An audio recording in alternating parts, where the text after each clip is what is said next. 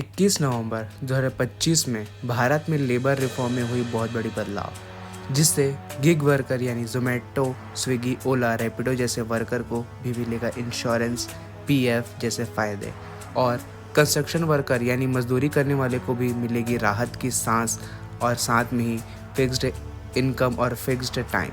और IT company में over time करने वाले लोग को भी मिलेगी एक्स्ट्रा पैसे। आइए समझते हैं इन बातों की गहराइयों को।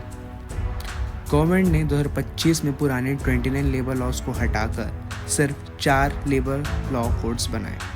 पहली बार स्विगी, जोमेटो, ओला, उबर जैसे वर्कर को भी मिलेगा इंश्योरेंस और सोशल सिक्योरिटी जैसे फ़ायदा। और पहली बार सरकार ने माना कि गिग वर्कर भी एम्प्लॉय की तरह प्रोटेक्शन डिज़र्व करते हैं। इन वर्कर को भी accident insurance and social security जैसे अन्य सुविधा मिलेगा।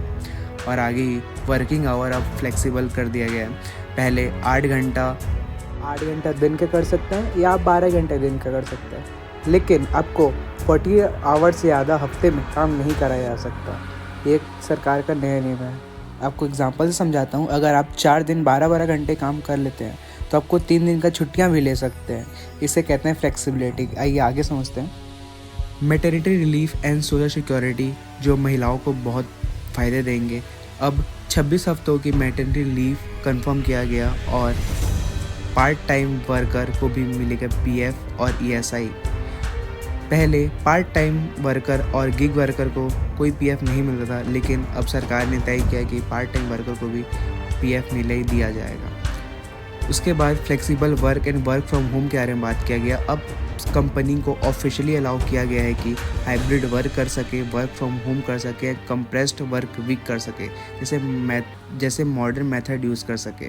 इससे यंग वर्कफोर्स और आईटी सेक्टर को सबसे ज़्यादा फ़ायदा होगा।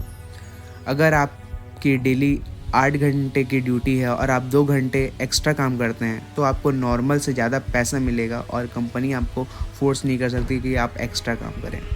तो आज की वीडियो यहीं तक थी। जय हिंद।